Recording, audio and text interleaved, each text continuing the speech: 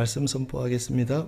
오늘 말씀의 제목은 말씀이 육신이 되시다라는 제목으로 말씀을 전하도록 하겠습니다. 오늘은 성탄 후 2주 마지막 주입니다. 육의 구원 사르크스 은혜에 관한 영광의 은혜에 관한 말씀입니다. 말씀이 육신이 되시다 복음을 통해 예수님의 성탄이 영적으로 어떤 의미가 있는지 오늘 본문이 잘 가르쳐주고 있습니다. 10절 말씀해 보시면 그가 세상에 계셨으며 세상은 그로 말미암아 지은 바 되었으되 세상이 그를 알지 못하였고 라고 말씀하고 있습니다. 이 그라고 하는 것은 9절 말씀해 보시면 요한복음 1장 9절 참빛 곧 세상에 와서 각 사람에게 비추는 빛이 있었다 할 때 여기 그는 참빛을 얘기하는 것입니다. 그 참빛을 4절에서는 요한복음 1장 4절 그 안에 생명이 있었으니 이 생명은 사람들의 빛이라 라고 되어 있습니다. 이 빛은 생명의 빛이구나. 그 생명을 뭐라고 하느냐 했을 때 1장 1절 말씀해 보시면 태초에 말씀이 계시니라. 이 말씀이 하나님과 함께 계셨으니 이 말씀은 곧 하나님이시니라 라고 말씀하고 있습니다. 그가 라고 하는 것은 빛이고 생명이고 말씀이신 하나님을 지금 지칭하고 있습니다. 그분이 바로 누구시냐? 오늘 본문 말씀 17절 말씀해 보시면 율법은 모세로 말미암아 주어진 것이요 은혜와 진리는 예수 그리스도로 말미암아 온 것이다 라고 말씀하고 있습니다. 그는 말씀이시고 생명이시고 빛이신 예수 그리스도를 지금 말씀하고 있는 것입니다.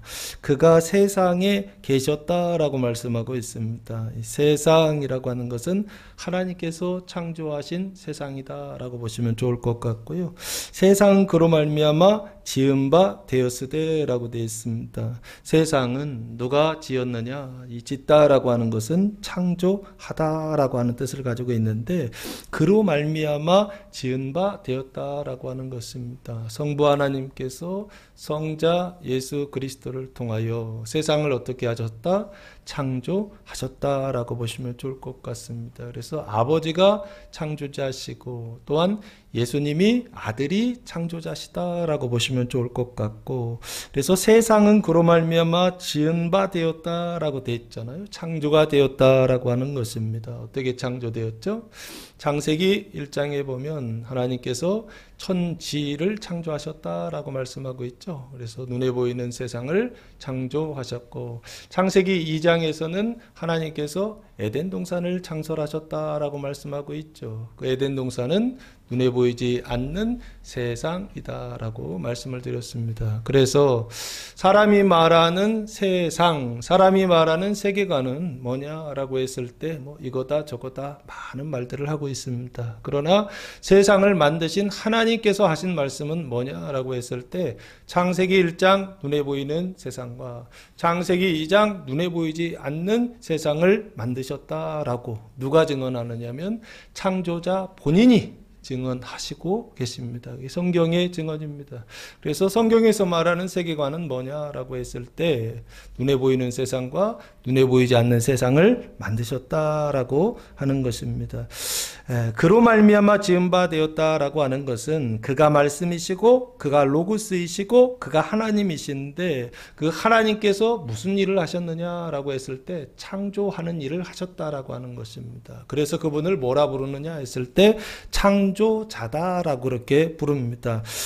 세상이 그를 알지 못하였고 라고 되어 있습니다. 세상이 그를 알지 못했다라고 할 때 이 세상이 그를 이라고 되어 있잖아요. 이 코스모스라고 하는 단어를 사용했는데 그 세상이 그를 알지 못했다라고 하는 것은 세상이라고 하는 어떤 공간이라고 하는 인식이 우리 안에 있을 텐데 세상은 우리가 인식할 때 공간적으로 세상을 인식하는데 여기에서의 세상은 그 공간 안에 살고 있는 주민, 그 존재들을 지칭할 때도 코스모스라고 하는 단어를 사용합니다. 그래서 앞에서 세상은 눈에 보이는 세상과 눈에 보이지 않는 세상이라고 하는 공간적 개념이 강하다고 한다면 여기 세 번째 단어죠. 세상이 그를 알지 못했다 할 때 이 세상은 그 안에 살고 있는 주민, 그 안에 살고 있는 존재들이 그를 알지 못했다라고 보시면 좋지 않을까 싶습니다. 그래서 그 안에 사는 존재들이요, 눈에 보이는 세상에 살고 있는 존재들을 육신적인 존재다라고 한다면 눈에 보이지 않는 에덴 동산에 살고 있는 존재들 뭐라고 불러야 될까요? 영적인 존재, 신적인 존재다라고 보시면 좋지 않을까 싶습니다. 그러면 육신적인 존재와 신적인 존재, 정신적인 차원에서 인식되는 이 모든 존재들이 그를 창조자이신 말씀이신 하나님을 알지 못했다라고요, 성경은 말씀하고 있습니다. 이 알지 못했다라고 하는 단어는 기노스코라고 하는 단어를 사용했는데 뜻은 알다, 느끼다, 인식하다, 이해하다 라고 하는 뜻을 가지고 있습니다. 그런데 알지 못했다라고 하는 것은 결국에 인식이 안 된다는 얘기고, 인식이 안 된다라고 하는 것은 그 안에 뭔가 망가졌다는 거예요. 이해라고 하는 것이 망가졌다. 사람의 영혼 안에는 지성과 그리고 의지와 감성이라고 하는 지정이라고 하는 것이 있는데, 그런데 그 중에 첫 번째 지성이라고 하는 지적인 차원에서의 기능이 어떻게 됐느냐? 망가졌다라고 하는 것입니다. 그래서 뭐를 상실했느냐 했을 때 여기 알지 못했다, 이해하지 못했다, 인식하지 못했다라고요, 성경을 말씀하고 있습니다. 왜 인식하지 못했죠? 창세기 3장 아담과 하와가 타락한 이후부터 뭐가 망가졌느냐 했을 때 사람의 영이라고 하는 지성적 차원에 있어서의 이해력이 망가지기 시작했다라고 하는 것입니다. 그 이해의 죽음이요, 창세기 3장 아담과 하와가 타락한 이후에 뭐가 죽었느냐 했을 때 사람의 영이 죽었다라고 하는데, 영이 죽은 게 뭐예요? 사람의 영이 죽었다 그러거든요. 아담과 하와가 타락한 이후에 사람의 영이 죽었는데 그 영이 죽었다는 게 뭐냐고요? 사람의 영혼 안에 있는 지성적인 부분에서의 이해력이 없어졌다는 뜻입니다.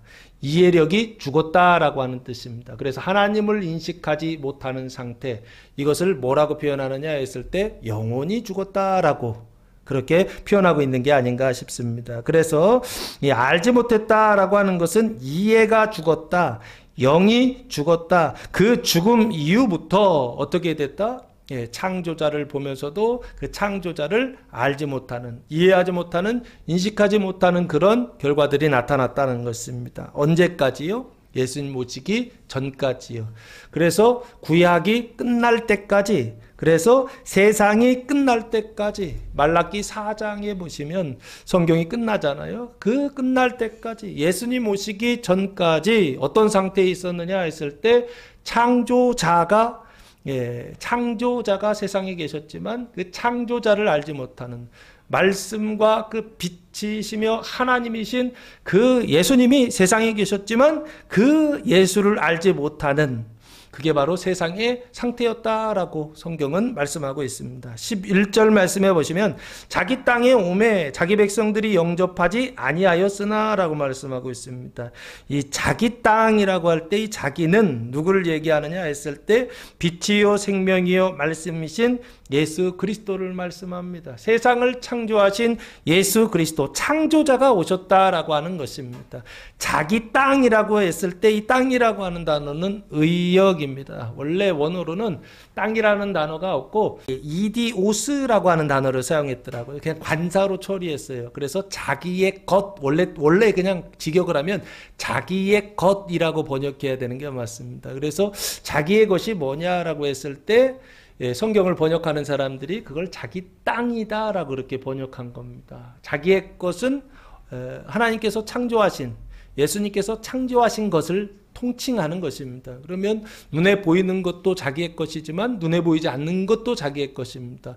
땅도 자기의 것이지만 하늘도 자기의 것입니다. 그래서 여기 자기 땅에 왔다라고 할 때 이 자기 땅이라고 하는 것은 결국에 세상을 얘기하고 결국에 이 세상을 통해서 우리에게 말하고자 하는 게 뭘까 했을 때 이게 우리의 육신을 말하는 것이 아닌가 싶습니다.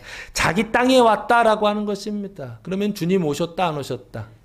육신 가운데 주님 오셨다 안 오셨다? 오셨다라고 하는 뜻입니다. 그 육신 가운데 주님이 오시면 어떤 현상이 일어나느냐 했을 때 존재의 상태가 변화되게 됩니다. 그래서 죄인이 뭐가 되느냐? 의인이 됩니다. 그리고 여기 자기 땅에 왔다라고 하는 것은 죄가 의로 바뀌었다라고 하는 것입니다. 창조자가 자기 땅에 와서 죄를 의로 바꾸시는 일을 했다는 것입니다. 그런데 문제는 뭐냐면 그 뒤에 자기 백성이 영접하지 아니하였 쓰나라고 말씀하고 있습니다.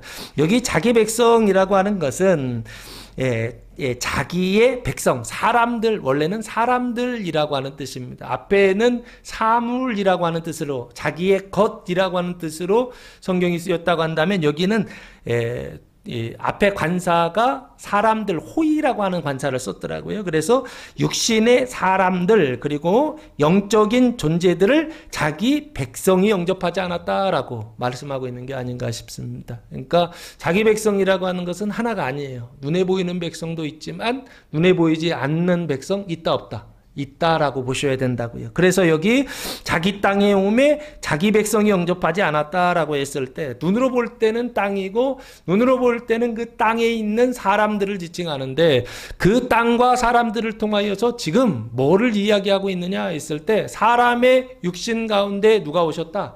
창조자가 오셨다라고 하는 것입니다. 창조자가 오셔서 무슨 일을 하시느냐? 존재의 상태를 변화시켰는데 그 죄를 의로 바꾸시는 일을 했다라고 하는 것입니다.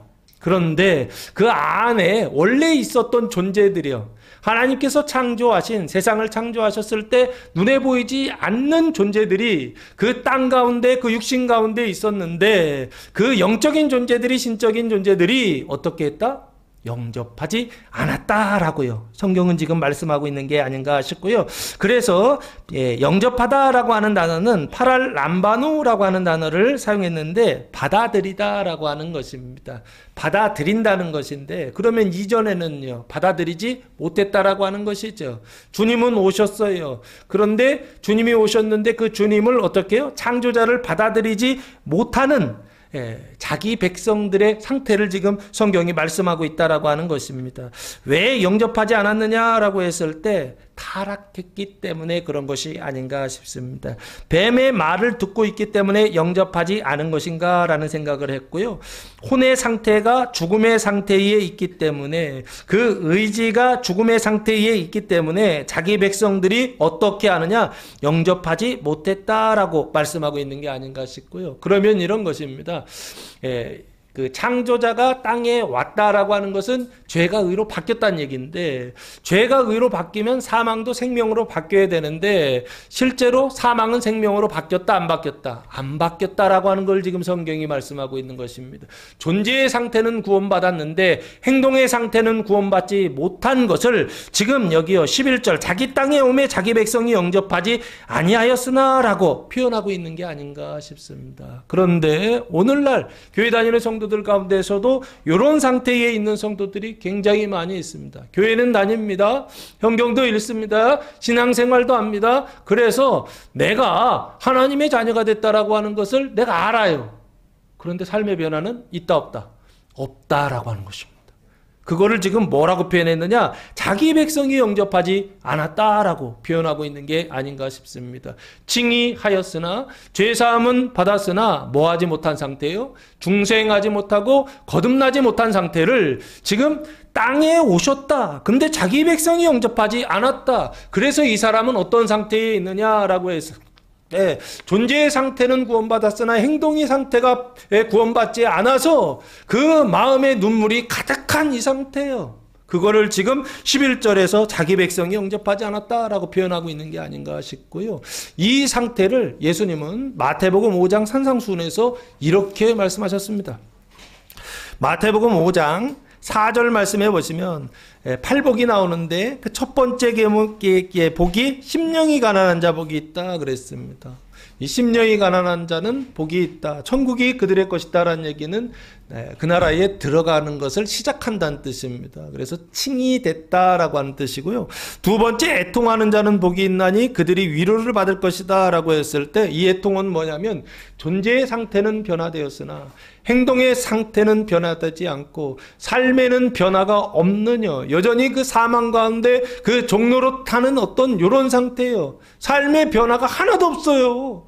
그래서 괴로워요. 존재의 상태는 분명히 변화되었는데 행동의 상태나 내 삶의 어떤 내용들은 변화되지 않는 어떤 이런 모습들을 보면서 뭐하고 있느냐면 애통하는 것입니다.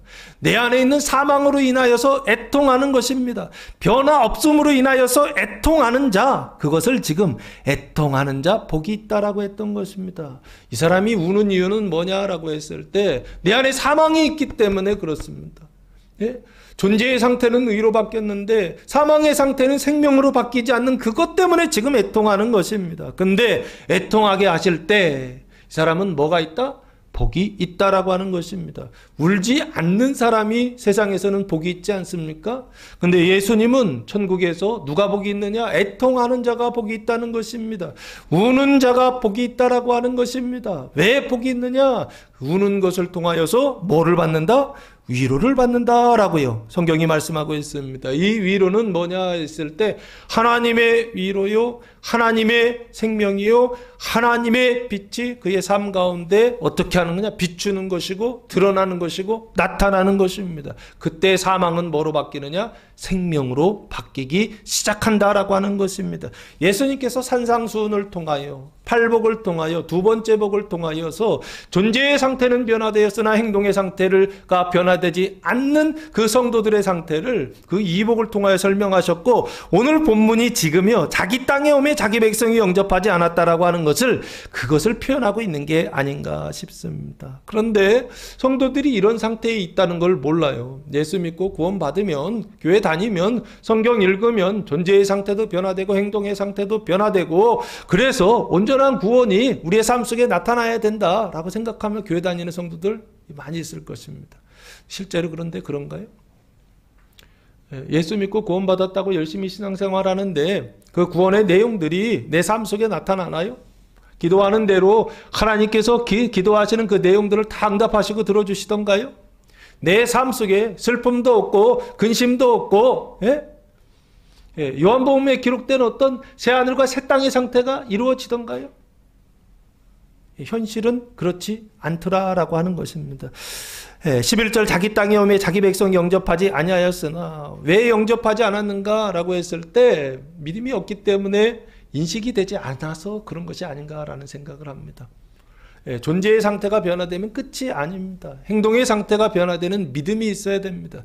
거듭남의 믿음이 있어야 되고 중생의 믿음이 있어야 됩니다. 그런데 그 믿음을 갖는 노력들을 성도들이 한다 안 한다? 이게 안 해요. 왜 안 하죠? 몰라서 안 하는 것 같아요. 어쨌든 12절 말씀해 보시면 영접하는 자 곧 그의 이름을 믿는 자들에게는 하나님의 자녀가 되는 권세를 주셨으니 라고 말씀하고 있습니다. 영접하는 자가 곧 그의 이름을 믿는 자입니다. 영접하다라고 하는 것은 람바노라고 하는 단어를 사용했는데 취하다, 잡다라고 하는 것입니다. 손으로 꽉 이렇게 취하고 잡는 거예요. 이걸 람바노라고 하는데 영접한다라고 하는 것은 뭘 얘기하느냐라고 했을 때 그냥 들어왔다 나갔다 한다는 게 아니라 꽉 잡는다. 내 안에 들어오신 그 주님을 꽉 붙잡는다라고 보시면 좋을 것 같고요. 그 영접하는 자, 그게 뭐냐? 영접한다는 게 뭐냐 했을 때 그의 이름이요, 하나님의 이름이요, 예수님의 이름이요, 창조자의 이름을 믿는 자들에게는 이라고 되어 있습니다. 믿는다라고 하는 것은 피스티오라고 하는 단어를 사용했는데요. 믿음을 갖다, 신용하다, 맡기다, 신뢰하다라고 하는 뜻을 가지고 있습니다. 그 믿는 자들에게는 뭐를 주시느냐? 하나님의 자녀가 되는 권세를 주셨다라고 그렇게 말씀하고 있습니다. 할렐루야. 주실 것이다? 아니에요. 주신다? 아니에요. 이미 주셨다라고 과거형으로 지금 말씀하고 있습니다. 영접하는 자에게는 주셨다는 것입니다. 그의 이름을 믿는 자들에게는 주셨다라고 하는 것입니다. 이 말씀을 믿으시기 바랍니다. 그래서 우리 안에 하나님에 대한 믿음이, 이 말씀에 대한 신뢰가 있어야 되는데 그 신뢰가 없는 이유가 뭔지 아십니까? 내 안에 예수님께서 나를 위해 십자가에 달려 돌아가시고 부활하시고 승천하시고 강림하시고 다 하셨습니다. 하나님께서 우리에게 약속하신 그 구원을 다 완성하셨습니다. 근데 그 구원이 내게 아니에요. 그 구원이 나와 상관없는 일이 됩니다. 왜 그렇죠? 로마서 10장 17절 말씀해 보시면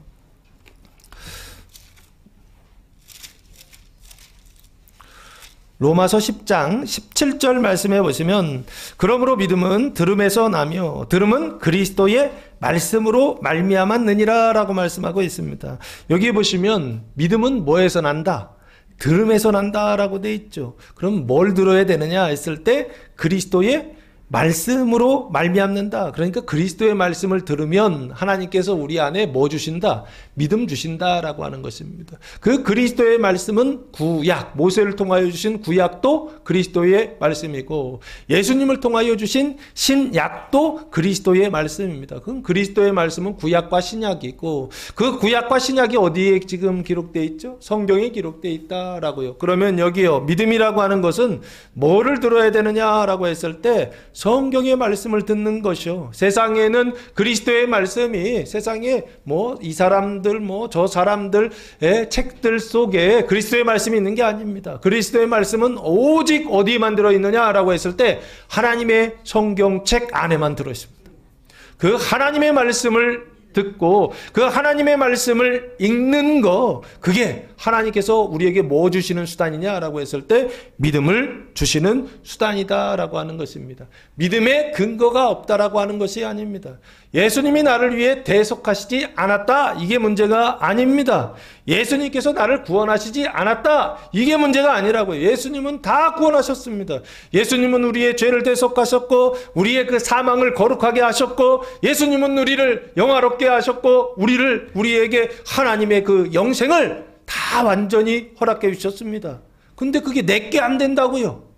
하나님의 생명이 내게 돼야 되는데 하나님의 생명이 내게 되지 않는다고요. 왜 안 된다고요? 믿음이 없기 때문에 그렇습니다. 어떤 믿음이요? 하나님이 지정하신 믿음이요. 하나님께서 주시는 믿음이요. 그래서 믿음이라고 하는 것은 두 가지다라고 생각하시면 좋을 것 같아요. 하나는 구원 받는 믿음이 있고 또 하나는 구원 받지 못하는 믿음이 있습니다. 여러분 가지고 있는 믿음은 무슨 믿음인가요? 구원받는 믿음을 가지시기 바랍니다. 아무 믿음이나 가지면 사망이 생명으로 바뀔 수 있을 것이다 라고 생각하는 사람들이 있는데 절대 그렇지 않습니다. 하나님이 지정하신 그 구원받는 믿음을 가져야만 어떻게 되느냐? 우리 안의 사망이 생명으로 바뀔 수 있다라고 하는 것입니다. 자기 땅에 오셨다라고 하는 것과 자기 백성이 영접하는 것, 이 두 가지가 완전하게 이루어지는 방식은 뭐냐 했을 때 오직 믿음을 통해서 오직 성경을 통하여서 오직 말씀을 통하여서만 가능하다라고 하는 것입니다. 그래서 열심히 성경 읽으라 했던 것입니다. 어제도 저도 엄청 바빠요. 어제 토요일 날 바쁩니다. 바쁜데도 하루 종일 성경을 읽습니다. 시편부터 어제는 요한계시록까지 12시가 넘었는데 요한계시록 1장이 들어가더라고요. 그래가지고 이걸 더 마저 끝까지 읽어야 돼 말아야 돼 그러면서 다 읽으니까 한 20분 정도 되더라고요. 설교를 준비할 때 어제도 하루 종일 성경 말씀을 읽습니다. 다른 거 하지 않습니다. 설교 준비하는 것보다 제 설교 준비에서 가장 핵심은 원고 준비하는 것보다 성경을 여기에 가득 채우는 것입니다. 하나님의 말씀을 가득 채우는 것입니다. 설교 잘하고 연설 잘하고 말 잘하면 뭐 할 것입니까? 내 안에서 생명이 나가야 되는데 사망이 나가. 그러면 그게 무슨 의미가 있느냐고요. 자, 그래서 여기 다시 돌아오시면 믿는 자들에게는 하나님의 자녀가 되는 권세를 주셨다고 하시는데 실제로 성도들의 삶 속에는 하나님의 자녀가 되는 권세가 있다 없다? 없는 성도들이 너무나 많이 있더라는 거예요. 왜 없느냐 했을 때 믿음의 근거가 되시는 예수 그리스도의 십자가가 없기 때문에 그런 게 아니라 그 십자가를 믿는 우리의 믿음이 잘못되어 있기 때문에 그렇다는 것입니다. 하나님의 믿음이 잘못되어 있는 것이 아니라 우리의 믿음이 어떻다? 없다라든지 부족하다라고 하는 이 문제들 때문에 이 권세가 없는 것이 아닌가라는 생각을 합니다. 그래서 하나님의 자녀가 되는 권세를 주셨다라고 했을 때 이 하나님이라고 하는 것은 창조자라고 보시면 좋을 것 같고요. 창조자의 자녀가 되는 권세를 주셨다라고요. 이 자녀라고 하는 단어는 테크논이라고 하는 단어를 사용했는데 나아진 어린이 자식이라고 하는 뜻을 가지고 있습니다. 그래서 이 하나님의 자녀가 된다라고 하는 건 뭘 얘기하느냐라고 했을 때 육신의 거듭남과 중생을 지금 말씀하고 있는 게 아닌가 싶고요. 그 중생은 뭐의 시작이냐라고 했을 때 생명의 시작이다라고 보시면 좋을 것 같고요. 이 생명의 시작을 사도 바울은 뭐라고 지금 설명하고 있느냐라고 했을 때 로마서 5장 육신으로 거듭난다라고 하는 것을, 생명이 시작된다라고 하는 것을 사도 바울은 로마서 5장 1절에서 이렇게 말씀하고 있습니다. 이러므로 우리가 믿음으로 의롭다 하심을 받았으니 우리 주 예수 그리스도로 말미암아 하나님과 화평을 누리자라고 말씀하고 있습니다.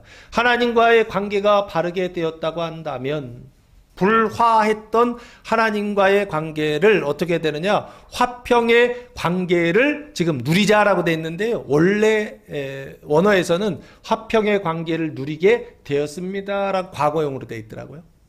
여기는 누리자, 어찌 보면 권유형처럼 그렇게 되어 있는데 누리게 되었습니다라고요. 사도 바울은 지금 뭘 얘기하고 있느냐라고 했을 때 생명이 시작되었습니다라고요. 그래서 하나님과 화평을 누리게 되었습니다라고 그렇게 말씀하고 있더라는 것입니다. 다른 사람과의 관계가 불편했어요. 그때는 화평할 수가 없겠죠. 그런데 그 다른 사람과의 관계가 바르게 되면 그때부터는 뭐가 시작된다고요? 바른 관계가 시작되죠. 그걸 지금요, 화평을 누리자라고 말씀하고 있고, 그게 뭐냐라고 했을 때 이전에는 하나님을 사랑할 수 없었는데 이후부터는요, 하나님의 사랑, 하나님과의 관계 속에서 그 사랑의 관계가 시작되었다라고 하는 것입니다. 그 하나님과의 관계가 시작되는 것을 에베소서 1장 3절에서는 이렇게 설명하고 있습니다. 에베소서 3장 1절에서 3절 말씀인데요. 이러므로 그리스도 예수의 일로 너희 이방인들을 위하여 갇힌 자 된 나, 에베소서 1장이네요. 죄송합니다. 에베소서 1장 3절입니다. 3절에서 6절 찬송하리로다 하나님 곧 우리 주 예수 그리스도의 아버지께서 그리스도 안에서 하늘에 속한 모든 신령한 복을 우리에게 주시되라고 말씀하고 있습니다. 아버지께서 복을 주셨다는 거예요. 근데 무슨 복을 주셨다? 하늘에 속한 모든 신령한 복을 우리에게 주셨다라고 하는 것입니다. 할렐루야. 하나님께서 복을 주신 줄로 믿습니다. 무슨 복이요? 하늘에 속한 신령한 복이요. 네, 하늘에 속한 신령한 복을 주셨는데 구체적으로 그게 뭐냐? 4절 곧 창세전에 그리스도 안에서 우리를 택하사 우리로 사랑 안에서 그 앞에 거룩하고 흠이 없게 하시려고 그 기쁘신 뜻대로 우리를 예정하사 예수 그리스도로 말미암아 누구의 아들들이 되게 하셨다? 자기의 아들들이 되게 하셨다. 이 자기가 하나님이십니다. 하나님의 아들들이 되게 하셨다라고 하는 것입니다. 그래서 이 하나님의 아들들이 되는 것은 무슨 복이냐라고 했을 때 하늘에 속한 신령한 복이다. 첫 번째 복이다라고 말씀하고 있는 것입니다. 다시 오늘 본문으로 돌아오셔서 영접하는 자 곧 그의 이름을 믿는 자들에게는 무슨 복을 주신다? 하나님의 자녀가 되는 복이요. 하늘에 속한 신령한 복을 주신다라고 하는 것입니다. 그래서 성탄절이요. 예수님께서 성탄하신 그 성탄절은 그 영적인 의미는 뭐냐라고 했을 때 하늘에 속한 신령한 복을 받는 날. 그날이 바로 무슨 날이냐? 성탄절이다. 먹고 마시는 날이 아니라 성탄절은 무슨 복을 받는 것이냐라고 했을 때 하늘에 속한 신령한 복을 받는 날이 성탄절이다라고 하는 것입니다. 하나님 입장에서 보셨을 때는 하늘에 속한 신령한 복을 주신 날이고 우리는 그 성탄이라고 하는 것을 예수님의 탄생을 통하여 무엇을 받느냐라고 했을 때 하늘에 속한 신령한 복을 받는 날이 바로 성탄이다라고 하는 것입니다. 예수님의 성탄일이다라고 하는 것입니다. 하나님은 주시고 여러분 믿음으로 받으시기 바랍니다. 예, 성탄절을 지내고 성탄 후 1주, 2주를 우리가 지내는 이유는 뭐냐 했을 때 예수님이 뱃속에 있단 말이에요. 엄마 뱃속에 있는데 나와야 될 거 아니에요. 예? 예수님이 뱃속에 있는데 예수님이 뱃속에서 나오질 않는 성도들이 있다고요. 예수님이 그 안에 찾아오셨다고요. 그런데 출생하지 않는 사람들이 있다고요. 그걸 지금 성경에서 말하는 것입니다. 예수가 내 삶 속에 나타나야죠. 예수가 내 현실 속에 시작돼야 되죠. 그걸 중생이라고 했고 그걸 하나님과의 그 사랑의 관계가 시작되었다라고 지금 표현하고 있는 것입니다. 내 삶 속에 하나님의 사랑이 시작돼야 되죠. 하나님과의 그 사랑의 관계가 시작돼야 되죠. 그걸 지금 하나님의 자녀가 되는 권세를 주셨다라고 그렇게 표현하고 있는 게 아닌가 싶습니다. 13절 말씀해 보시면 그래서 그럼 하나님의 자녀가 되는 권세를 주셨다라고 하는 것은 그 전에는요. 영접하지 않는 상태에 있다는 것이죠. 그리고 믿지 않는 상태에 있다라고 그러는 것이죠. 그럼 그 이전의 상태는 어떤 상태인가요? 불신의 상태다라고 보시면 좋지 않을까 싶습니다. 그 믿지 않는 상태는 뭐냐라고 했을 때 교회 다니면 믿는 상태라고 생각하시더라고요. 그리고 교회 다녀서 어떻게 헌신하고 봉사하면 믿는 상태다라고 그렇게 생각합니다. 내가 교회 다니면서 헌금하면 11조 생활하고 하는데 내가 안 믿는데 그거 왜 해? 맞아요. 믿기는 믿어. 근데 구원받는 믿음이 아니라고요. 믿기는 믿는데 중생하는 믿음이 아니라고요. 믿기는 믿는데 거듭나는 믿음은 아니라고요. 맨날 그 뱃속에만 있는 믿음이라고요. 출생하는 믿음을 가지셔야 된다고요. 근데 그 출생하는 믿음이 뭐냐라고 했을 때 바로 하나님의 말씀이요. 성경을 읽지 않는 이 상태는 교회 다니고 열심히 신앙생활하고 선한 일을 하고 봉사를 하더라도 하나님의 말씀을 읽지 않는 그 상태는 어떤 상태냐 했을 때 기본적으로 불신의 상태다 라고 하는 것입니다. 하나님의 말씀을 읽지 않고 믿음을 가졌다?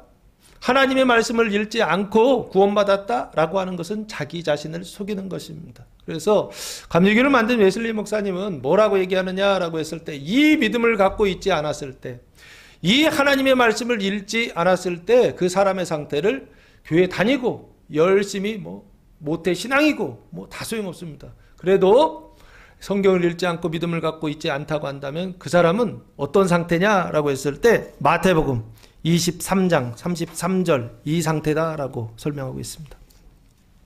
마태복음 23장 33절입니다. 뱀들아 독사의 새끼들아 너희가 어떻게 지옥의 판결을 피하겠느냐라고 말씀하고 있습니다. 이거 누구한테 하신 말씀이죠? 바리새인들한테 하신 말씀입니다. 어디 바리새인들이죠? 갈릴리 바리새인 아닙니다. 예루살렘의 바리새인들입니다. 이스라엘의 종교 지도자들이란 말이에요. 예수님께서 태어날 때부터 이 사람들은 율법을 읽고 그 율법의 말씀을 듣고 그리고 성장하면서 그 말씀을 암송하고 그래서 창세기부터 신명기까지 어떻게 하면 딸딸딸딸 외우는 사람들입니다. 그런데 태어나서부터 죽을 때까지 하나님을 섬기는 사람들이고 제사 드리는 사람들이란 말이에요. 그런데 예수님이 이 사람들에 대하여 지금 뭐라고 말씀하고 있습니까? 뱀들이라고 말씀하고 있다고요. 독사의 새끼들이다라고 말씀하고 있다고요. 왜 이렇게 말씀하시죠? 믿지 않는 자들입니다. 영접하지 않는 자들입니다. 성경을 어떻게 해요? 하나님의 말씀으로 은혜 언약으로 믿어야 되는데 성경을 어떻게 하고 있더라? 행위 언약으로 믿고 있었던 사람들이라고 하는 것입니다. 누구의 행위를 통하여? 자기의 행위를 통하여서 어디에 이른다? 의에 이른다라고 하는 신앙을 가지고 있었던 사람들이요. 그게 바로 누구였다? 이 독사의 자식들, 독사의 새끼들의 상태였다라고 하는 것입니다. 성경을 읽지 않는다라고 한다면 믿음 없다라고 생각하셔도 좋을 것 같습니다. 믿음 없다라고 한다면 원죄의 상태에 있고 그 죄의 상태에 있고 죄의 세력의 상태에 있고 그 죄책의 상태에 있다라고 보셔야 됩니다. 그 상태에 있는 사람들을 예수님은 뱀들이다라고요. 독사의 새끼들이다라고 그렇게 말씀하고 있습니다. 그 독사의 새끼들의 상태예요. 그 영적인 상태를 성경에서는 뭐라고 말씀하고 있느냐 했을 때 세상 사랑하는 상태다라고 그렇게 말씀하고 있어요. 영접하는 자 믿는 자들은 하나님 사랑이 시작되지만 그 하나님 사랑이 시작되지 않은 사람들은 여전히 어떤 그 안에 뭐가 있느냐, 뭘 사랑하느냐 했을 때 세상을 사랑하는 자들이다라고 하는 것입니다. 그 세상 사랑을 크게 보면 세 가지입니다. 육신의 정욕, 안목의 정욕, 이생의 자랑이 어떻게 해요? 종노릇하는 사람들입니다. 이것을 세상 사랑하는 사람들이다라고 했고, 이런 사람들을 독사의 새끼들이다라고 그렇게 말씀하고 있던 것입니다. 이제는 독사의 새끼들이 아니라 2025년 새해가 되면서 하나님께서 복을 내려주시는데, 무슨 복을 주시느냐 했을 때 독사의 새끼들이 하나님의 자녀가 되는 권세를 주시는 그 복을 첫 주에 내려주신다라고 하는 것입니다. 성탄 후 2주 마지막 주에 하나님께서 주시는, 우리에게 주시는 말씀은 뭐냐 했을 때, 이제는 독사의 자녀가 아니라, 독사의 새끼들이 아니라 하나님의 자녀가 되라는 것입니다. 존재의 상태만 하나님의 아들이 되는 것이 아니라 행동의 상태도 하나님의 자녀가 되는, 태어나는 자들이 되라는 것입니다.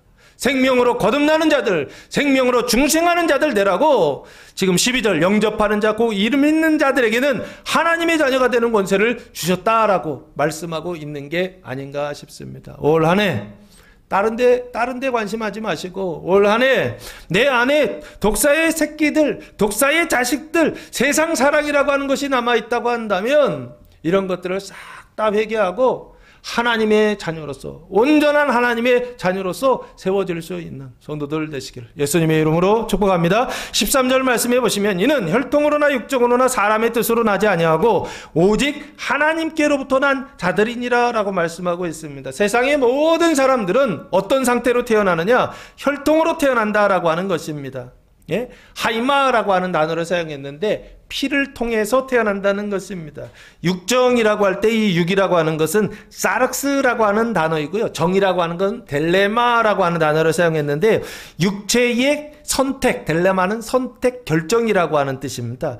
그러니까 육정이라고 하는 것은 육체의 선택으로 태어났다는 거예요. 세상의 모든 사람들은 육정으로 태어납니다. 그리고 사람의 뜻으로 나지 아니하고, 사람의 뜻할 때 뜻이란 단어가 델레마라고 하는 단어입니다. 선택, 결정, 의지라고 하는 뜻입니다. 그 의지는 어떤 상태에 있죠? 타락한 상태에 있죠. 그래서 그 사망의 종로로 타는 상태에 있다라고 보시면 좋을 것 같습니다. 불신의 상태에 있는 사람들이요, 구원받지 못한 상태에 있는 사람들이요, 하나님 창조자를 영접하지 못하고 있는 상태에 있는 사람들은 다 혈통으로 나고 육정으로 나고 사람의 뜻으로 납니다. 그러나 하나님의 자녀가 되는 그 권세를 가진 사람들이요, 이 사람들은 뭐로 나는 사람들이냐 했을 때 하나님께로부터 난 자들이다 라고 말씀하고 있습니다. 할렐루야. 사람으로 나는 것이 아니라 하나님으로 난 자들이요, 이 겟나오라고 하는 단어를 사용했는데 낫다, 거듭나다 라고 하는 단어를 사용했습니다. 예수님 이후에, 이전에는 하나님으로 난다라고 하는 것이 한 번도 없었습니다. 그래서 사람들이 하나님으로 난다는 게 뭔지를 몰라요. 그래서 이 하나님으로 난다라고 하는 것을 거듭남이라고 성경은 말씀하고 있는 것입니다. 거듭이라고 하는 것은 두 번째 난다라고 하는 것입니다. 첫 번째 나는 것은 뭐죠? 아담의 후손으로 그 죄와 사망의 종로로 타는 자로 태어난다라고 하는 것입니다. 그래서 그 안에 뭐를 갖느냐? 죄성을 갖는다라고 하는 뜻을 가지고 있습니다. 그래서 첫째로 태어난다라고 하는 것은 그 죄성이요, 심플레이처라고 합니다. 그 죄성을 가지고 태어난다라고 보시면 좋을 것 같고요. 태어날 때 그거 가지고 태어나는 것입니다. 그런데 두 번째 태어난다라고 하는 것은 뭐냐라고 했을 때 이게 영적으로 태어난다라고 하는 것인데, 의와 생명으로 다시 태어난다라고 하는 것입니다. 엄마 뱃속에 임신한다라고 하는 차원을 얘기하는 게 아닙니다. 임신해서 10달이 지나서 어떻게 된다고요? 밖으로 나오는, 출산하는 것을 지금 이야기하는 것입니다. 예수님의 성탄이 가지고 있는 그 의미가 뭐냐라고 했을 때 바로 여기 하나님으로부터 난다라고 하는 것입니다. 자, 그래서 14절 말씀해 보시면, 말씀이 육신이 되어 우리 가운데 거하심에 우리가 그의 영광을 보니 아버지의 독생자의 영광이 은혜와 진리가 충만하더라 라고 말씀하고 있습니다. 말씀이 육신이 되셨다라고 되어 있죠. 말씀이라고 하는 단어는 로고스라고 하는 단어입니다. 이 로고스라고 하는 것은 의와 생명의 통치 수단을 가지고 있습니다. 원래 로고스라고 하는 말의 뜻은 말해진 어떤 것이라고 하는 뜻을 가지고 있습니다. 그래서 저는 이걸 뭐라고 표현하느냐 했을 때 이미 말해졌죠. 그리고 그걸 기록해 놨어요. 그래서 기록된 하나님의 말씀이다라고 보시면 좋을 것 같고요. 말씀이 뭐가 되었다? 육신이 되었다라고 그렇게 말씀하고 있습니다. 이 육신이라고 하는 것은 사락스라고 하는 단어를 사용했는데 가죽, 살, 육신, 몸 뭐 이런 뜻을 가지고 있습니다. 육신이 되셨다라고 하는 것은 결국에 말씀이 육신이 되셨다. 이거 우리가 예수님 성탄하셨다라고 그러죠. 말씀이 육신이 되셨다. 이것을 성육신이라고 그럽니다. 우리 가운데 뭐 하셨다? 거하심에라고 말씀하고 있습니다. 아까는 태어나지 않았거든요. 지금은 이제는 우리 가운데 거하시는 상태가 되었습니다. 태어났다는 얘기죠. 우리가 그의 영광을 보니 아버지의 독생자의 영광이요 은혜와 진리가 충만하더라 라고 말씀하고 있습니다. 이 말씀이 육신이 되어 우리 가운데 거하신 것을 성경에 언약하고 있죠. 어디에 언약하고 있습니까? 출애굽기 40장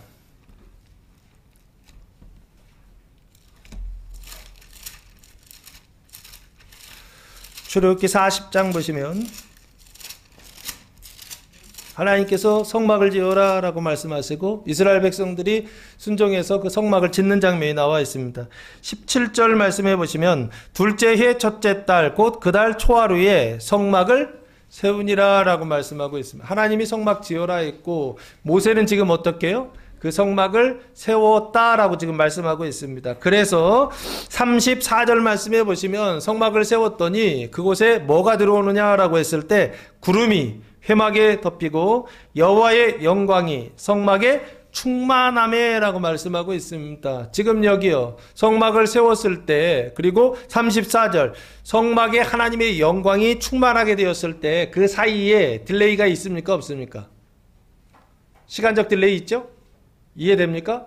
성막을 하나님께 봉헌했는데 하나님께 성막을 그렇게 세웠을 때 성막을 세우고 그 성막을 봉헌했을 때 하나님의 영광이 임했잖아요.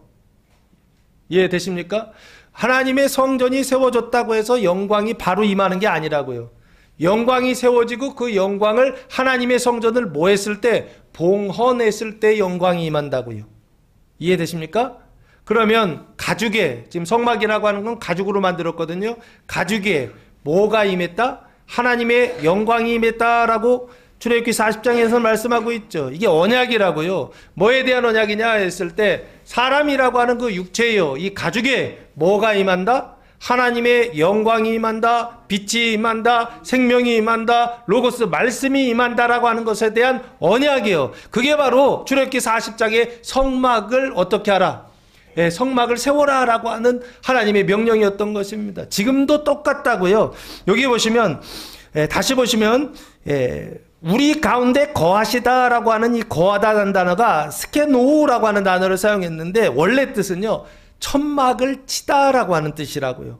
그 천막을 친다라고 하는 건 뭘 얘기하느냐 했을 때 천이라고 하는 가죽이잖아요. 그 당시에는 그 가죽으로 어떻게 하는 집을 지어라, 천막을 쳐라, 텐트를 치라는 얘기라고요. 근데 그 텐트를 쳐서 하나님께 봉헌했더니 거기에 뭐가 임하더라? 하나님의 영광이 임하더라. 그런데 그건 출애굽기 40장에서 언약하신 거라고 한다면 그게 지금 이루어지고 있다고요. 어떻게 해요? 천막을 쳐서 그 천막을 하나님께 봉헌했더니 거기에 뭐가 들어오더라? 영광이 들어오고 생명이 들어오더라는 것입니다. 그래서 생명이 시작되더라라고 하는 것을 지금 우리 가운데 거하심에라고 그렇게 말씀하고 있는 게 아닌가 싶고요. 우리가 그의 영광을 보니 그의 영광이라고 되어 있습니다. 말씀의 영광이고 생명의 영광이고 창조주의 영광입니다. 그 영광을 보니 영광이라고 하는 단어는 독사라고 하는 단어를 사용했는데요. 거룩, 위엄, 찬양, 경배라고 하는 뜻을 가지고 있습니다. 그래서 영광은 쉽게 얘기하면 빛이에요. 빛인데 사람이 만든 빛이 아니고 누구의 빛이냐면 하나님의 빛입니다. 그래서 거룩한 빛, 생명의 빛 이런 단어를 사용합니다. 그래서 영광을 봤다라고 했을 때 하나님의 거룩한 빛을 보니 아버지의 독생자의 영광이다라고 말씀하고 있습니다. 그럼 뭐예요? 칭의중생했다는 얘기입니다. 그래서 뭐가 시작됐느냐 했을 때 그 거룩한 삶이 시작됐다라고 하는 것입니다. 좁은 문을 통과했다는 얘기예요. 그래서 뭐가 시작되느냐? 좁은 길을 지금 걸어가고 있다라고 하는 것입니다. 그런데 무슨 영광이었느냐? 아버지의 독생자의 영광이었다라고 하는 것입니다. 아버지의 독생자의 영광이요. 아버지는 누군가요? 성부 하나님입니다. 그 하나님의 독생자의 영광은 하나님 아버지가 주신 독생자의 영광이다라고 보시면 좋을 것 같고요. 이 독생자라고 하는 것은 모노게네스라고 하는 단어를 사용했는데요. 뜻은 유일한 아들이라고 하는 뜻입니다. 하나님께는 아들이 몇 명이다? 유일하다. 언제요? 예수님이 성탄하셨을 때는 유일하다. 그럼 지금은요?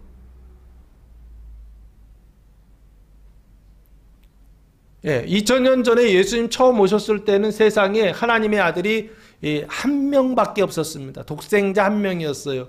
그런데 지금요, 예수 믿고 구원받은 형제들이 생겼죠. 예수님 당시에도 예수님의 제자들을 나의 형제들이다라고 그렇게, 나의 동생들이다라고 그렇게 영적으로 예수님 그렇게 표현하셨거든요. 그러면 지금요, 그때부터 지금까지 예수 믿고 구원받아서 어떻게요? 예수님의 형제들 된 사람들이 있을 거 아니에요. 그러면 지금은 독생자가 아니죠. 여러 형제들이겠네요. 그죠? 하나님의 여러 아들들이겠네요. 딸들이겠네요. 자녀들이다라고 그렇게 보시면 좋지 않을까 싶고요. 여기요, 하나님의 독생자의 영광이다라고 하는 것은 예수님 당시에는 독생자의 영광이다라고 보시면 좋을 것 같고요. 그러면 그 전에요, 독생자의 영광이 하나밖에 없었다는 얘기는 그 전에는 다른 영광이 있었다는 것입니다. 그 다른 영광이 뭘까요? 고린도 후서 11장 보시면 고린도후서 11장 14절 말씀해 보시면 거짓 사도, 거짓 교사들에 대하여서 이야기하면서 이런 얘기를 합니다. 이것은 이상한 일이 아니니라. 11장 14절입니다. 사탄도 자기를 뭐로 가장한다?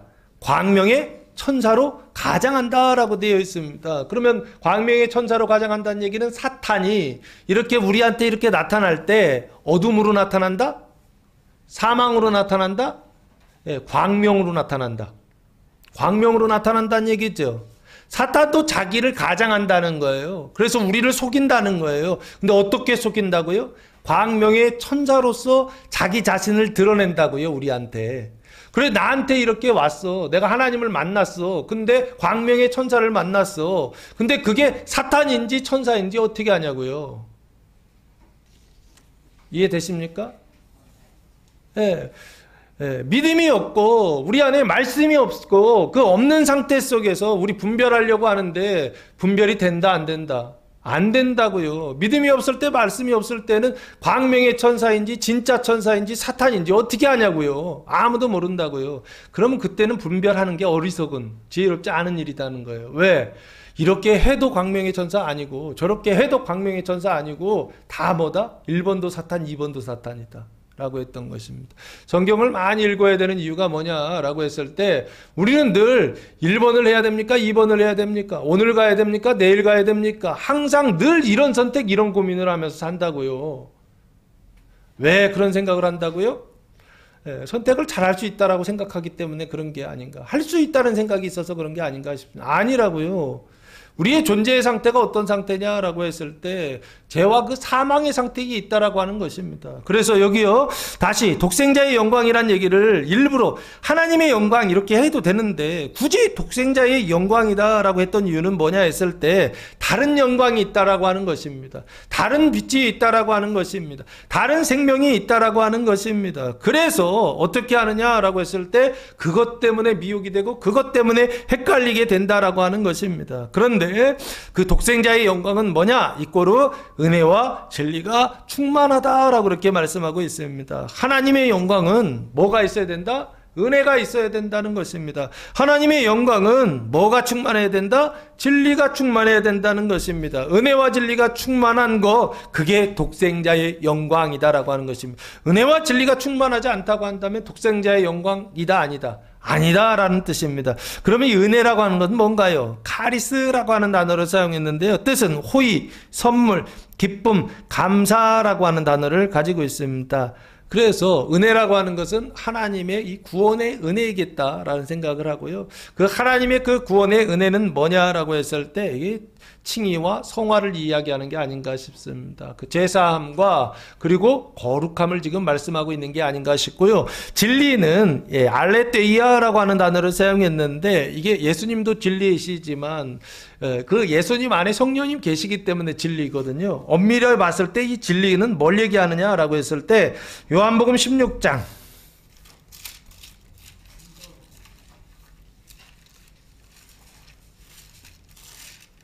요한복음 16장 13절 말씀해 보시면 그러나 진리의 성령이 오시면 그가 너희를 모든 진리 가운데로 인도하시리니 그가 스스로 말하지 않고 오직 들은 것을 말하며 장래일을 너희에게 알리시리라 라고 말씀하고 있습니다. 그 모든 진리가 뭐냐 했을 때 그리스도의 말씀이 아닐까 싶습니다. 구약과 신약으로 인도하신다 라고 보시면 좋을 것 같고요. 성령을 지금 뭐라고 표현하고 있느냐? 진리의 성령이다 라고 그렇게 말씀하고 있습니다. 그러면 은혜라고 하는 것이 뭐냐라고 했을 때 칭의와 성화를 이야기하고 있다고 한다면 이 진리라고 하는 것은 뭘 얘기하느냐라고 했을 때 성령님께서 하시는 일이다라고 보시면 좋지 않을까 싶고요. 그 성령님께서 하시는 일이 어디에 기록되어 있느냐라고 했을 때 사도행전 2장의 2장에서 사도들에게 시작됩니다. 뭘 통해서요? 성령 세례를 통하여서 시작됩니다. 그 성령 세례를 통하여 사도들이 무슨 일을 시작했느냐 했을 때 영생의 은총의 단계에 들어갔다라고 보시면 좋지 않을까 싶고요. 그래서 여기 은혜와 진리가 충만하다라고 하는 것은 칭의와 성화가 충만했고 그리고 진리가 충만했다라고 하는 것은 영생의 은총이 충만했다라고 보시면 좋을 것 같고요. 이 충만하다라고 하는 것은 플레레스라고 하는 단어를 사용했는데 가득 차 있다는 것입니다. 완전히 채웠다라고 하는 것입니다. 그래서 가득 채워가지고 어떻게 해요? 밖으로 흘러 넘치는 상태예요. 가득 채워져 있는 것이 은혜라고 한다면 밖으로 흘러 넘치는 것이 진리다라고 보시면 좋을 것 같습니다. 내 안에 채우시는 것이 생명을 채우시는 것이 은혜라고 한다면 그 은혜가 밖으로 흘러서 형제들의 그 발을 씻어주는 거 있잖아요. 이것을 진리다라고요. 형제들의 발을 씻어주는 건 진리가 없으면 안 됩니다. 성령님이 없으면 안 됩니다. 성령 세례를 받지 않은 상태 속에서 형제들의 발을 씻으면 어떻게 될까요? 달려듭니다. 그 싸움에서 이긴다면 이긴다. 못 이깁니다. 형제들의 발도 못 씻어주지만 누구도 넘어진다? 자기 자신도 넘어질 수가 있습니다. 그래서 어떤 형제들의 발을 씻어주는 어떤 기회가 왔다라고 했을 때 좋은 기회이죠. 그런데 나의 상태에 따라 좋을 수도 있고 나쁠 수도 있다라고 하는 거 늘 기억하셔야 됩니다. 그래서 형제들이 씻는 건 무조건 좋은 거야 하고 갔다가 어떻게 해요? 내 것까지 싹 다 털리고 올 수가 있습니다. 그래서 오히려 안 하는 게 오히려 낫다라고 하는 그럴 때도 있을 수 있다. 이거 기억하시고요. 여기요. 두 번째 하나님께서 주시는 그 하늘에 속한 신령한 복은 뭐냐라고 했을 때 하나님의 은혜와 진리가 충만한 독생자의 영광을 보는 복이요. 그게 뭐냐 했을 때 성장입니다. 나무가 이렇게 씨를 이렇게 뿌려서 나무가 이렇게 올라오잖아요. 그래서 그 나무가 생명으로 뭐 하는 거냐면 튼튼하게 자라는 거 있죠. 이게 영광을 보는 복이다라고 하는 것입니다. 영광을 본다라고 하는 것은요, 이렇게 이제 앞에서 싹이 이제 나온다 이런 뜻이 아니고요. 싹이 나와서 나무가 되는 복입니다. 이것을 저는 뭐라고 했느냐 했을 때 생명의 성장, 거룩함의 은총이다라고 설명합니다. 육체 가운데, 우리 육신 가운데 하나님의 생명이 시작되어야 되고 시작됐다가 죽으면 또 소용없잖아요. 나무가 되어야 된다라고 하는 것입니다. 거룩하게 성장해야 된다라고 하는 것입니다. 그 은혜, 그 복을 누가 주시느냐? 아버지 하나님께서 주셨다라고 하는 것입니다. 15절 말씀해 보시면 세 번째 복을 주시는데 예수님의 성탄은 무슨 날이냐 했을 때 거룩함의 복을 받는 것이고 마지막 세 번째는요, 요한이 그에 대하여 증언하여 외쳐 이르되 내가 전에 말하기를 내 뒤에 오시는 이가 나보다 앞선 것은 나보다 먼저 계심이라 한 것이 이 사람을 가리킴이냐 하니라 라고 말씀하고 있습니다. 세례 요한이 로고스에 대하여 말씀에 대하여 증언하여 외쳐 이르되 증언했다는 것입니다. 증거 전파했다라고 하는 것입니다. 외쳐 이르되 할 때 외쳤다라고 하는 것은 까마귀가 깍깍거리듯이 큰 소리로 소리를 질렀다는 것입니다. 뭐라고 소리 질렀느냐? 내가 전에 말하기를 내 뒤에 오시는 이가 나보다 앞선 것은 나보다 먼저 계심이라 한 것이 이 사람을 가리킴이라 라고 말씀하고 있습니다. 여기요, 내 뒤에 오신다 할 때 내 뒤라고 하는 것은 시간과 장소 개념이 아닐까 싶습니다. 시간 개념으로 보시면 좋을 것 같고요. 그리고 이가라고 했을 때 이는 말씀이라고 보시면 좋을 것 같습니다. 칭의와 중생하는 말씀이 나보다 앞선 것은 나보다 먼저 계시다. 이 먼저 계시다라고 하는 것을 선제라고 그렇게 부릅니다. 그 선제한 것이 이 사람을 가리키다, 예수님을 가리킨다는 것입니다. 원래 예수님하고 요한은 몇 개월 차이죠? 6개월 차이죠. 그런데 예수님은 요한보다 어떻다? 먼저 계셨다라고요. 누가 증언하더라? 세례 요한 자신이 증언하더라라고 하는 것입니다. 16절 말씀해 보시면 우리가 다 그의 충만한 데서 받으니 은혜 위에 은혜로라라고 말씀하고 있습니다. 요한이 이렇게 증언한 이유가 이거 얘기하고 싶은 거예요. 우리가 다 그의 뭐 가운데서 받았다? 충만한 가운데서, 그 말씀의 충만한 가운데서, 가득 찬 가운데서, 그 완성된 가운데서 받았다는 거예요. 근데 뭘 받았느냐? 은혜가 있는데 은혜가 아니에요. 은혜 위에 있는 은혜를 받았다는 거예요. 예? 그러면 여기요, 밑에, 여기 첫 번째 은혜를 밑에 있는 은혜라고 한다면 그 은혜는 뭘까요? 이게 나의 구원을 위한 칭의와 성화의 은혜다라고 보시면 좋을 것 같고요. 그래서 세 번째 하나님 주시는 복은 뭐냐 했을 때 그 나의 구원을 넘어서서 그 위에 있는 복이 있다는 것입니다. 위에 있는 은혜가 있다는 것입니다. 그 은혜가 뭘까요? 이게 바로 영생의 은혜가 아닐까 싶습니다. 형제들을 구원하는 은혜예요. 형제들의 발을 씻어주는 은혜예요. 형제들의 사망을 씻어주는 은혜예요. 그 은혜를 충만한 데서 받으니라고 말씀하고 있습니다. 이 은혜를 받으시기 바랍니다. 예, 이 은혜는 어떤 은혜냐? 자기 구원을 완성하여, 그래서 그 구원을 통하여서 누구를 구원하느냐 했을 때 가족들을 구원하고, 남편을 구원하고, 아내를 구원하고, 자식들을 구원하고, 이웃들을 구원하고, 형제를 구원하는요, 이스라엘의 언약을 성취하는 은혜, 이 은혜를 은혜 위에 은혜다라고 설명하고 있는 게 아닌가 싶습니다. 죄를 의로 바꾸고 사망을 생명으로 바꿔주는데 내 거 바꾸는 게 아니라 누구 거 바꿔준다고요? 다른 사람들 거를 바꿔준다라고 하는 것입니다. 예, 의를 바꾸고 사망을 씻어서 생명으로 바꿔주는 복이요, 그 복을 은혜 위에 은혜의 복이다라고요, 성경을 말씀하고 있는 게 아닌가 싶고요. 17절, 율법은 모세로 말미암아 주어진 것이요 은혜와 진리는 예수 그리스도로 말미암아 온 것이다라고 말씀하고 있습니다. 율법이라고 하는 것은 모세 오경을 일반적으로 지칭합니다. 원래 뜻은 법규라고 하는 뜻인데요, 창세기, 출애굽기, 레위기, 민수기, 신명기를 모세 오경이라고 부르고 이스라엘 사람들은 이걸 율법이라고 부릅니다. 율법은 누구로 말미암아 주셨다? 모세로 말미암아 주어진 것이요 하나님께서 주셨다는 것입니다. 은혜와 진리는 누구로 말미암아 온 것이다? 예수 그리스도로 말미암아 주셨다라고 보시면 좋지 않을까 싶습니다. 그러면 율법이 하는 역할은 뭐죠? 구약이 하는 역할은 뭐죠? 죄를 깨닫게 하는 역할을 하죠. 그래서 그 죄를 깨달아서 내가 어느 상태에 있다라고 하는 걸 깨닫는 거죠? 영벌의 상태에 있다라고 하는 것을 깨닫는 것입니다. 내 육체 가운데 사망이 붙어 있다라고 하는 것입니다. 내 육체 안에 불이 붙어 있다라고 하는 것입니다. 내 육체가 그래서 지금 어떤 은총에 있느냐면 영벌의 은총의 상태에 있다라고 하는 것을 깨닫게 하시려고 뭘 주신다? 율법을 주셨다라고 보시면 좋지 않을까 싶습니다.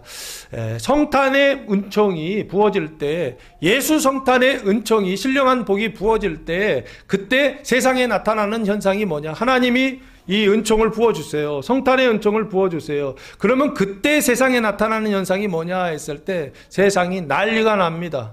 왜 그러죠? 세상의 질서가 무너지기 때문에 그렇습니다. 세상은 누가 다스리고 있다고요? 죄와 사망이 다스리고 있기 때문에 그렇습니다. 그 죄와 사망이 다스리고 있었던 곳에 누구의 말씀이 임하신다고요? 하나님의 말씀, 창조자의 말씀이 임하셨을 때 세상은 어떻게 된다고요? 무너지게 되어 있습니다. 그래서 마치 하나님의 말씀이 임하실 때 세상 속에 나타나는 현상은 어떤 현상들이 나타나느냐라고 했을 때 난리와 전쟁이 일어납니다. 지금 대한민국의 현실이 장난이 아니잖아요. 예? 예, 어떤 한쪽에서는 예? 체포해야 된다 난리고요. 그리고 어느 한쪽에서는 막아야 된다라고 난리고요. 그래서 사람들의 관심이 예? 다 어디에 가 있습니까? 예? 그 정치에 관심이 가 있지 않습니까? 그런데 그 세상 속에서 그렇게 난리가 나는 이유가 뭐냐라고 했을 때 사람들의 관심을 빼앗는 것입니다. 사람들의 시선을 빼앗는 것입니다. 왜요? 하나님의 은총이 부어지기 때문에 그렇습니다. 무슨 은총이요? 생명이 시작되는 성탄의 은총이 부어지기 때문에. 세상 가운데에서는 마귀가 어떻게 하느냐 했을 때 난리를 칩니다. 왜요?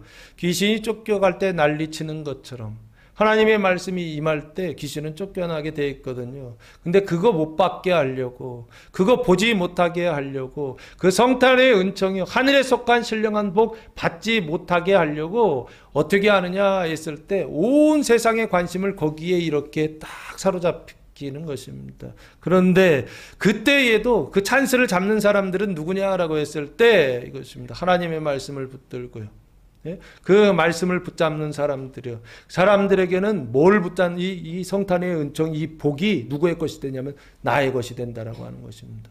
왜 지금까지 그걸 못 받았느냐라 했을 때 그것입니다. 하나님의 은총이 부어질 때 은혜가 있는 곳에 뭐도 난리가 나죠. 그 죄도 많다라고 그러지 않습니까? 예? 죄가 막 난리를 치고 있단 말이에요. 사망이 난리를 치고 있단 말이에요. 근데 그 사망이 난리를 치는 이유는 뭐냐라고 했을 때 하나님의 말씀이 임한다는 것입니다. 하나님의 자녀들이 태어난다는 것입니다. 하나님의 자녀들이 그 영광을 보고 성장한다는 것입니다. 하나님의 자녀들이 이제는 열매를 맺는 그 하늘의 복이 언제요? 오늘이요. 예, 이번 한 주간 부어지게 된다라고 하는 것입니다. 예, 깨어 있으시기 바랍니다. 분별하시기 바랍니다. 그래서 하나님께서 주시는 그 복을 다 받을 수 있는 교회와 성도들 되시기를 예수님의 이름으로 축복합니다. 자, 17절 율법은 모세로 말미암아 주어졌지만 은혜와 진리는 예수 그리스도로 말미암아 온 것이다. 그게 뭐냐? 영생이다라고 보시면 좋지 않을까. 은혜와 진리할 때 이 진리 쪽에 강조점이 있다라고 보시면 좋을 것 같습니다. 앞에도 은혜와 진리가 나왔는데 지금 여기서 은혜와 진리는 앞에서는 은혜 쪽에 강조점이 있다고 한다면 14절에서는요. 지금 17절에서는 진리 쪽에 강조점이 있다라고 보시면 좋을 것 같습니다. 이제는 이제 뿌려지고 자라서 나서 나무가 되고 거기에 뭐가 맺히는 거냐면 열매가 맺히는 것입니다. 형제들의 발을 씻어주는 것입니다. 다른 사람들의 그 사망을 씻어주는 것입니다. 18절 본래 하나님을 본 사람이 없으되 라고 되어 있습니다. 예, 본래 어느 때든지 라는 뜻이고요. 과거에 예수님 이전의 과거에는 항상 하나님을 본 사람이 있다 없다. 예, 없다라고 한 사람도 하나님을 본 사람이 없다는 것입니다. 그래서 세상이 끝나는 날 하나님을 보는 사람들이 이제 등장하기 시작합니다. 구약 시대에는 하나님을 본 사람이 있다 없다? 없다는 것입니다. 아버지 품속에 있는 독생하신 하나님이 나타내셨느니라. 한 사람도 없었는데 세상이 끝나는 그날에 누가 나타났다? 아버지 품속에 있는 독생하신 하나님이 나타내셨다라고 말씀하고 있습니다. 아버지는 하나님을 얘기하는 것입니다. 하나님 그 품속에 있었던 하나님 품속에 있었던 독생하신 하나님, 그때에는 유일한 아들이란 뜻입니다. 유일한 아들 하나님이 나타내셨느니라 라고 말씀하고 있습니다. 이 나타내다라고 하는 것은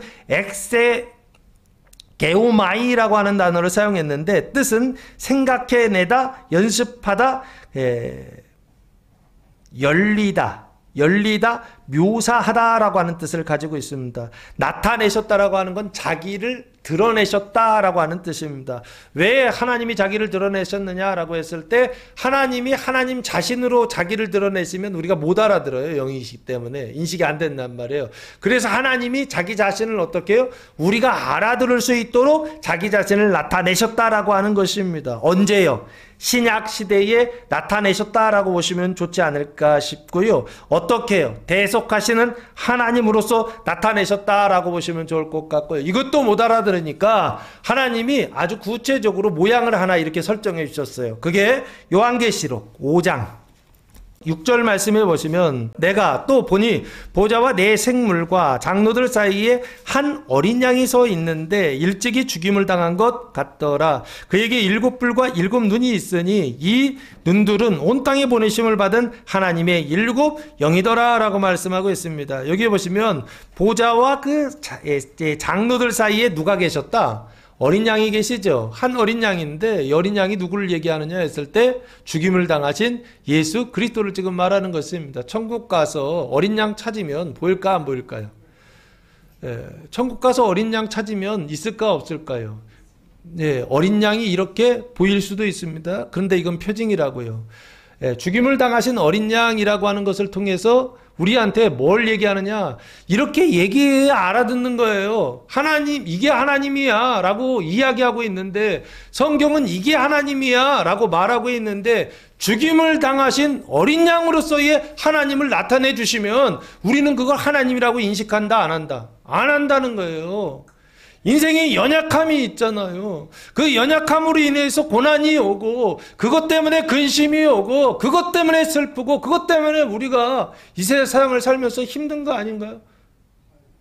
근데 그때 고난당하는 어린 양의 모습으로 하나님의 그 임재를 나타내시는데 우리는 그거 하나님이라고 인식한다 못한다?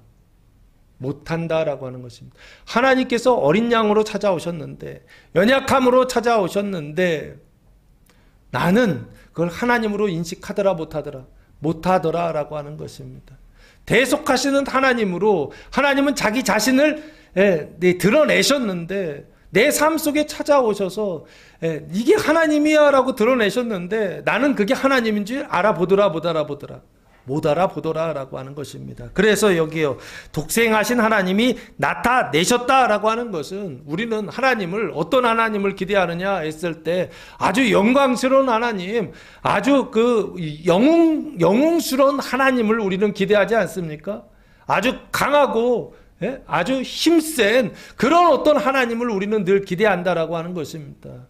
그런데 하나님은요 우리의 삶 가운데 나타나셔서 형제들의 발을 씻어 주실 때, 그 형제들의 구원을 위하여 일하실 때 하나님은 자기 자신을 어떻게 드러내시느냐 했을 때 그 고난과 그 환난과 그 자기 죽음의 모습으로 하나님은 자기 자신을 드러내시더라라고 하는 것입니다. 그래서 이 어린 양으로 나타내셨다라고 했을 때 이 사람들이 할 수 있는 권세가 뭐냐 한다면 요한복음 하나님이 자기 자신을 어린 양으로 드러내셨을 때, 나타나셨을 때 그 어린 양 하나님을 만나는 사람들은요 이런 일들을 할 수가 있습니다. 요한복음 20장 23절 말씀인데요, 예수님 부활하셔서 제자들에게 나타나셔서 하신 말씀입니다. 너희가 누구의 죄든지 사하면 사하여질 것이요 누구의 죄든지 그대로 두면 그대로 있으리라 하시니라 라고 말씀하고 있습니다. 자기 자신의 죄를 사하는 걸 얘기하는 게 아니라고요. 너희가 다른 사람들의 죄를 사하면 어떻게 된다? 사해질 것이다 라고요. 용서가 될 것이다 라고요. 그 다른 사람의 죄를 용서하는 것을 뭐라 그러죠? 죄사함이라고 그럽니다. 그렇죠? 사망을 용서하는 것, 씻어주는 것은요 거듭남이라고 그럽니다. 죄사함과 거듭남은 누구만 하시는 거예요? 하나님만 하시는 것이고 예수님만 하시는 거 아닌가요? 그런데 그 하나님의 상태, 예수님의 상태요 어린 양이신 하나님이 내 삶 속에 나타나셨을 때 그 하나님을 경험한 사람들은 뭘 할 수 있느냐라고 했을 때 다른 사람들의 죄를 씻고 다른 사람들의 사망을 씻는 그리스도의 그 직위를 감당한다는 것입니다. 이것을 왕 같은 제사장이라고 성경은 말씀하고 있는 게 아닌가 싶습니다. 사랑하는 성도 여러분, 하나님의 자녀가 되는 복, 그리고 하나님의 영광을 보는 복, 그리고 마지막으로 은혜 위에 은혜의 복을 새해에 받는 교회와 성도들 되시기를 예수님의 이름으로 축복합니다. 기도하겠습니다. 사랑과 은혜가 풍성하신 아버지 하나님, 감사와 찬송과 영광을 올려드립니다. 아기 예수님의 나심을 기뻐하는 말씀이 육신이 되시다 복음이 선포될 때 말씀을 믿고 따름으로 하늘에 속한 신령한 복을 받는 교회와 성도들 되게 하옵소서. 자녀가 되게 하옵소서. 영광을 보게 하옵소서. 독생하신 하나님, 어린 양이신 예수 그리스도를 보는 은혜의 은혜 위에 은혜의 복을 받는 교회와 성도들 되게 하옵소서. 이제는 우리 주 예수 그리스도의 은혜와 하나님 아버지의 무한하신 사랑하심과 성령의 교통하심이 사랑하는 성도들 머리 위에와 가정 위에와 교회 위에 이제로부터 영원토록 함께 하시기를 간절히 축원하옵나이다. 아멘.